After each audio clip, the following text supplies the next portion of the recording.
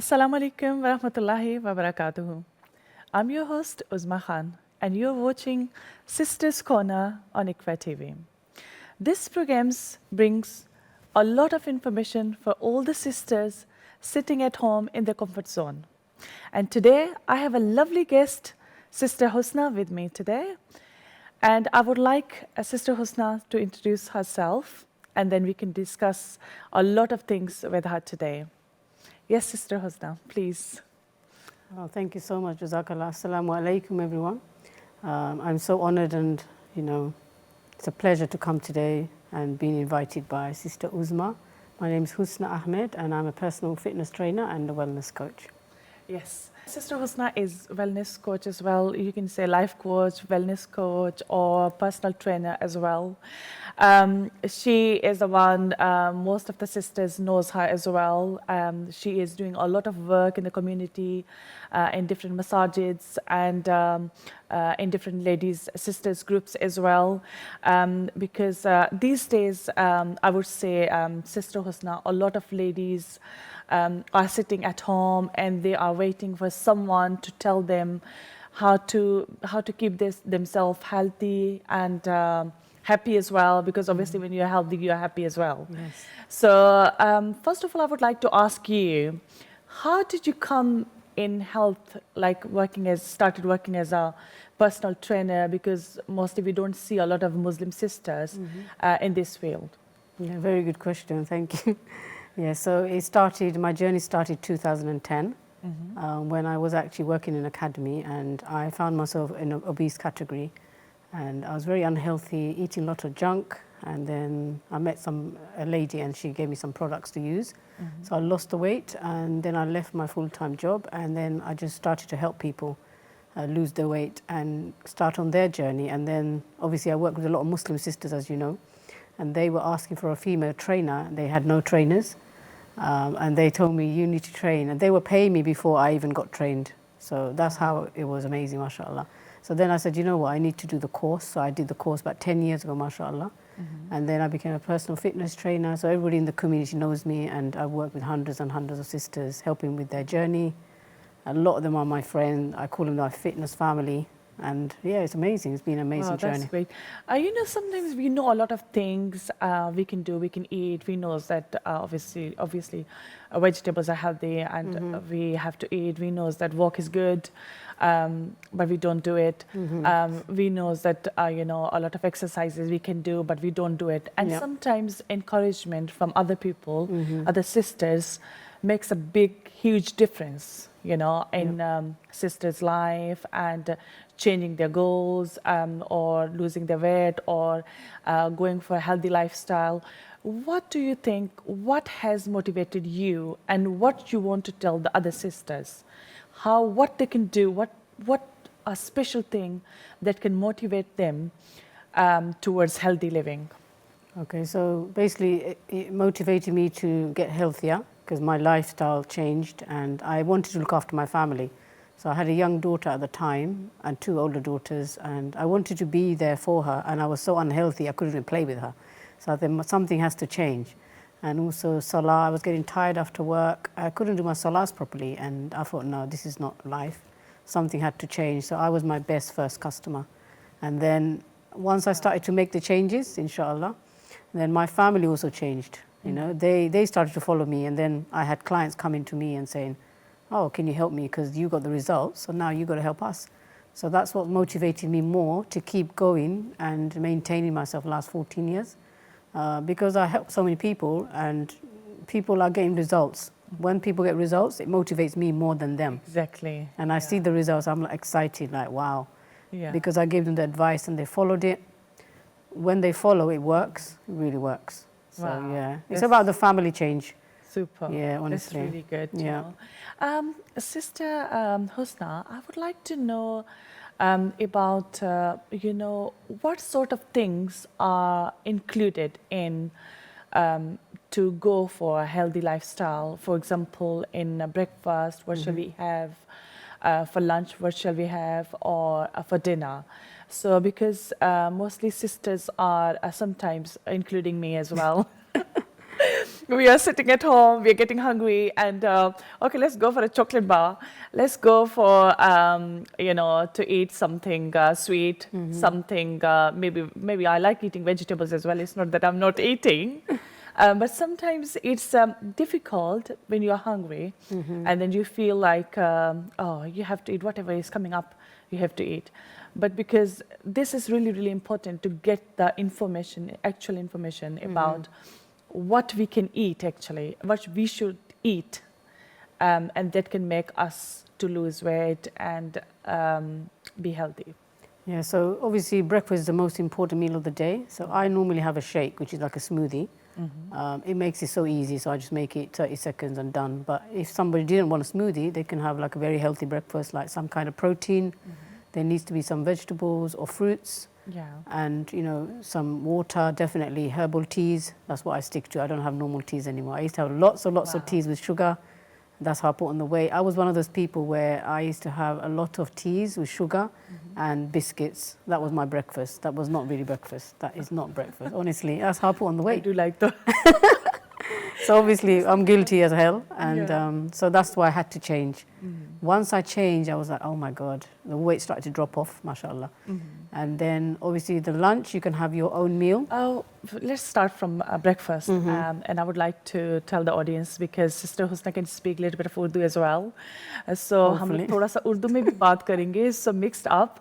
Normally हम लोग Sisters Corner में, if somebody is speaking English, then we go for English. If not, then we mix up with Urdu and English. क्योंकि बहुत सारे audience हमारे Urdu speaking भी हैं, तो हम लोग उनको भी साथ लेके चलते हैं.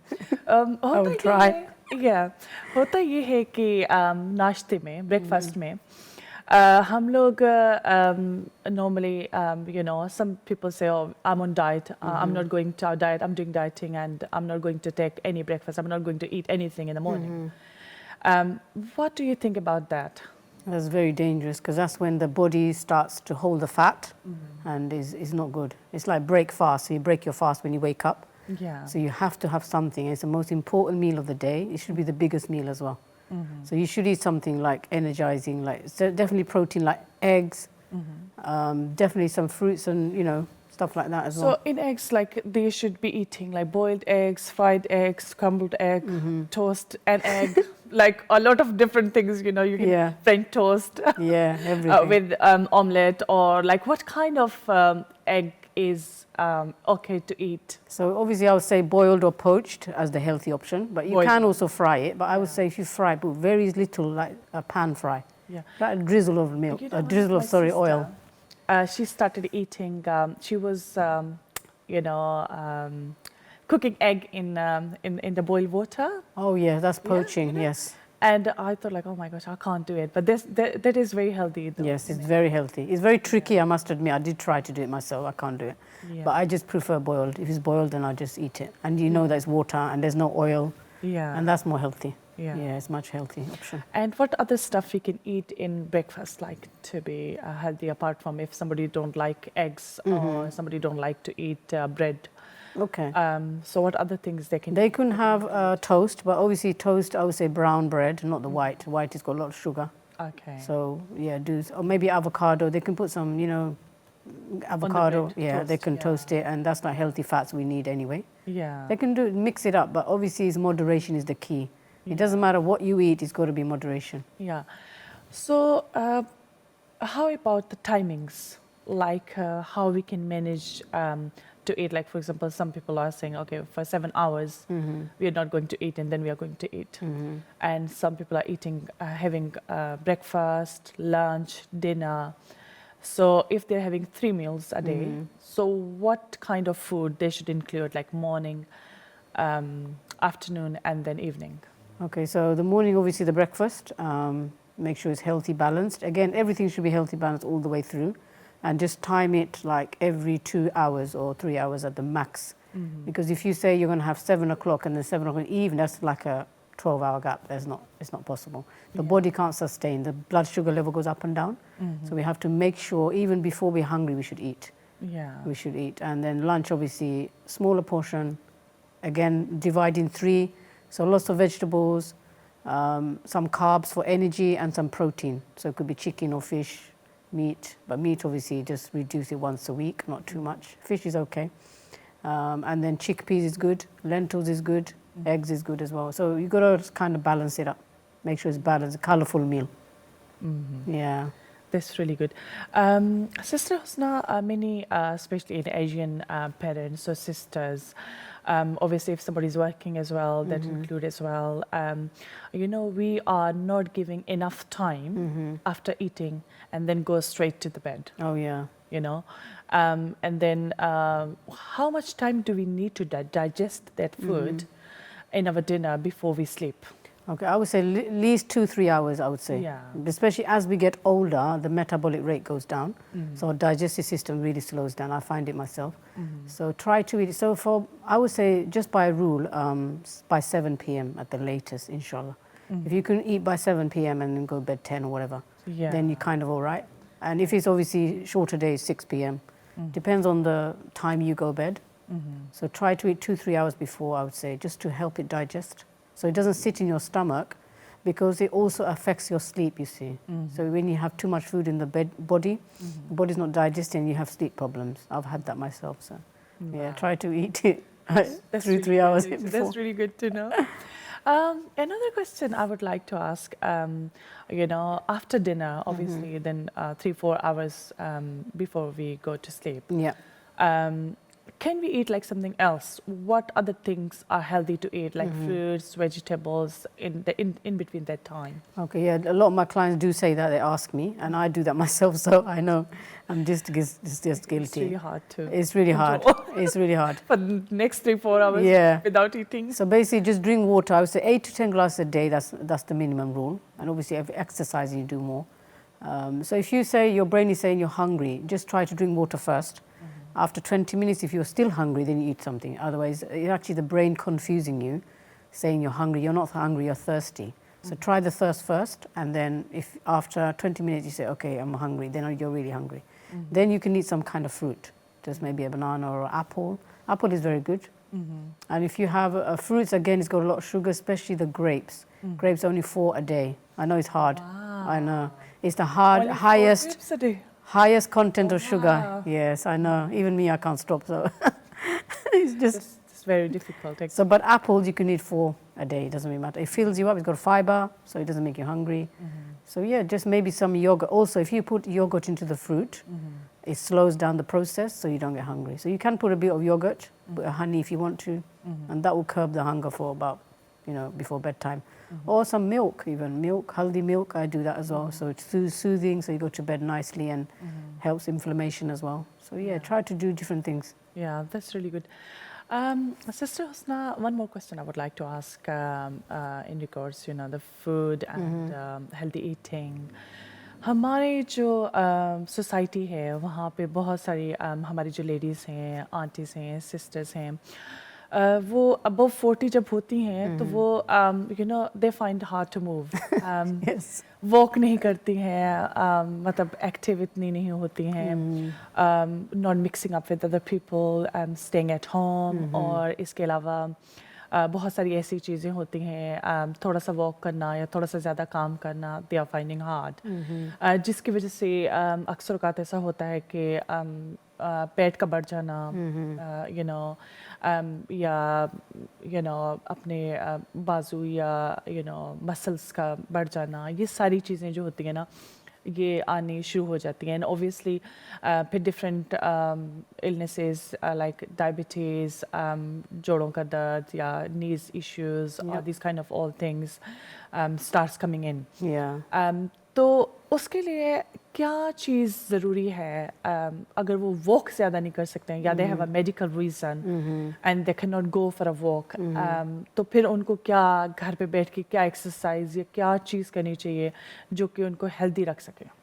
Okay, they can, obviously, if they're not moving, they need to move somehow, inshallah, because 40 is not old at all, honestly. My life changed at 40, so inshallah I can vouch for that. But the thing is, they need to change their mindset, number one mindset. They need to change, okay, I can do this, and then you can do it. 80% is your eating, 20% is the exercise, and 100% is attitude. So they have to change the attitude, number one, the mindset. Once they change the mindset, very good point. Once they change that, inshallah, they can get help from Allah. Obviously, we need to pray, Allah help me, and Allah will help you.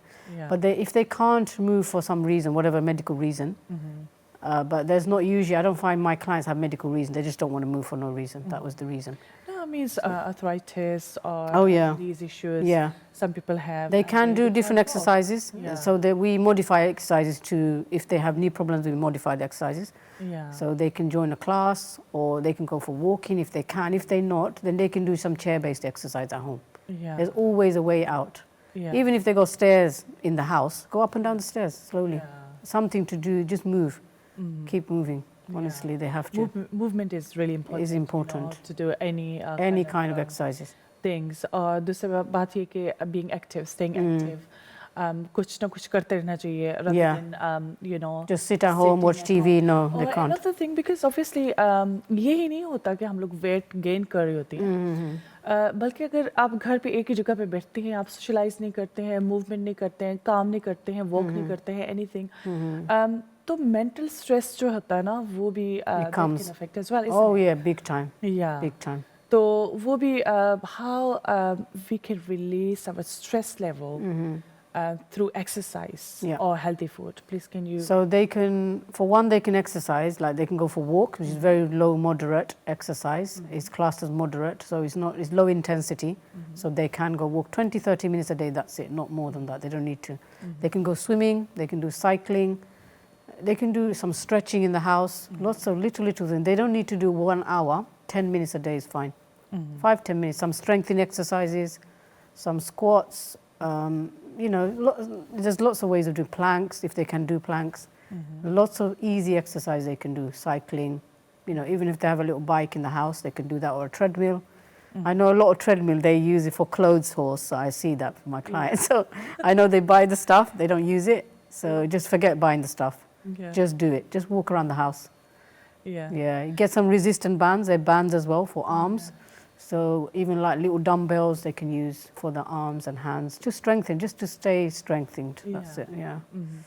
So, Sister Husna, because you are training like other people and telling them, you know, about healthy lifestyle and you know, different physical exercises as well. And I would like to ask you, being a Muslim sister, what challenges have you faced in this field, and what would you like to say to other sisters as well? First, go to the first question, please. Okay, so the challenges is when I was training as a personal trainer, I had to obviously do the course and go to the gym as well at the same time. So the course was fine because it was just like writing and reading, whatever, that's fine. And the gym challenge was, there's men, obviously, and as a Muslim sister, I didn't want to see other men be there, and I had to train. For 6 months I trained so that I can get fit. Remember, I was quite big, so I had to get, if I didn't get fit, then no one's going to listen to me, right? You have to show them. Even my kids like, you be a trainer. I was like, yes, I'll show you, inshallah. And I did, alhamdulillah. So 6 months I did train in the gym just because I needed to get fit, right? But there were challenges where I wasn't able to use weights much because there was men downstairs and stuff like that. So I did the free weights, which was fine. So then this is how I created the space just for sisters, where it just started in Croydon. Small little community centre we started about 10 years ago, alhamdulillah. And I started to train the sisters. I said, look, this is a safe space. You can take your hijab off, wear your fitness gear. There's no men. Even the non-Muslim ladies were coming. Wow. I had amazing, honestly, for 10 years I've trained these ladies, and they are still, some of them are still my clients to this day, mashallah. So yes, it's a safe space for ladies. I thought, you know what? No one needs to go to the gym. Especially as a Muslim sister, you don't really want to go. So this is why I created that space, just for the sisters to come and do. That's chill. Really good. And we made lots of friends. And we would like to know more details. But at the moment, I think it's time for a short break. Okay. And I would like to say to all the sisters, to all the audience, please stay tuned on Iqra TV in Sisters Corner. And I'm going to come back soon and share a lot of information with you.